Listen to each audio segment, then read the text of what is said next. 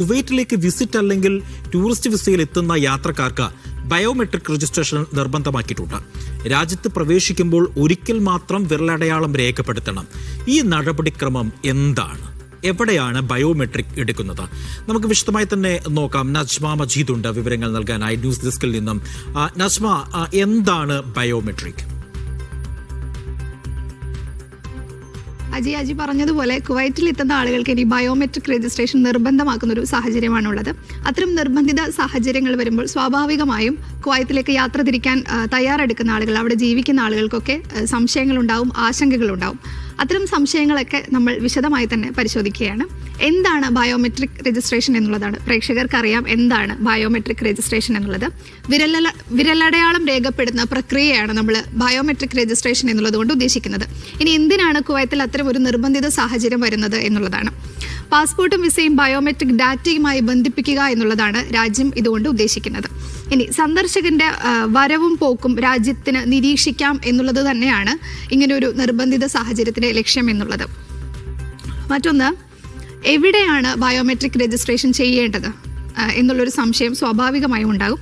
അതെവിടെയാണെന്നുള്ളത് നോക്കുമ്പോൾ കുവൈത്തിൽ പ്രവേശിക്കുമ്പോൾ തന്നെ ബയോമെട്രിക് രജിസ്ട്രേഷൻ നടത്താൻ സാധിക്കും. നമ്മുടെ എൻട്രി പോയിന്റുകളിൽ തന്നെ അതിനുള്ള സൗകര്യങ്ങളുണ്ട്. ഇനി നിങ്ങൾ വരുന്നത് വിമാനത്തിലാണെങ്കിൽ അല്ലെങ്കിൽ വിമാനത്താവളത്തിൽ ഇമിഗ്രേഷൻ കൗണ്ടറുകളിൽ ഇതിനുള്ള സൗകര്യം ഉണ്ടായിരിക്കും. ഇനി നിങ്ങൾ കരമാർഗത്തിലാണ് വരുന്നതെങ്കിൽ സ്വാഭാവികമായും അതിർത്തി ചെക്ക് പോസ്റ്റുകളിൽ ഈ ബയോമെട്രിക് രജിസ്ട്രേഷനുള്ള സൗകര്യങ്ങളുണ്ടാകും. കടൽ തുറമുഖങ്ങളിലും നിങ്ങൾ കടൽ മാർഗമാണ് വരുന്നതെങ്കിൽ കടൽ തുറമുഖങ്ങളിലും ബയോമെട്രിക് രജിസ്ട്രേഷനുള്ള സൗകര്യങ്ങളുണ്ടാകും. ഇനി അടുത്തൊരു സംശയം എന്ന് പറയുന്നത് പുറപ്പെടുമ്പോൾ എന്താണ് പരിശോധന എന്നുള്ളതാണ്. പുറപ്പെടുമ്പോൾ എന്നുള്ളത് കൊണ്ട് ഉദ്ദേശിക്കുന്നത് നിങ്ങൾ രാജ്യത്തേക്ക് പ്രവേശിച്ചു, തിരിച്ച് നിങ്ങൾ രാജ്യത്ത് നിന്ന് പുറത്ത് കിടക്കുമ്പോൾ എന്തെങ്കിലും പരിശോധന ആവശ്യമുണ്ടോ എന്നുള്ളതാണ്. അത് സാധാരണയായി പുറപ്പെടുമ്പോൾ വീണ്ടും ബയോമെട്രിക് നൽകേണ്ടതില്ല എന്നുള്ളതാണ്. ഒരു തവണ ഇത് നൽകിയാൽ മതി. അത് നിങ്ങളുടെ എൻട്രി പോയിന്റിൽ തന്നെ നിങ്ങൾക്ക് അത് ചെയ്യാവുന്നതുമാണ്.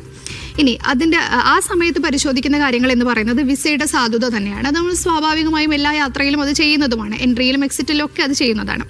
എന്നാൽ എൻട്രിയിൽ എടുത്ത ബയോമെട്രിക് ഉപയോഗിച്ചുള്ള ഐഡന്റിറ്റി നമ്മൾ പുറപ്പെടുമ്പോഴും വീണ്ടും പരിശോധിക്കപ്പെടും എന്നുള്ളതാണ്. മറ്റൊന്ന്, സുരക്ഷാ മാനദണ്ഡങ്ങളും അവിടെ പരിശോധിക്കുന്നതാണ്.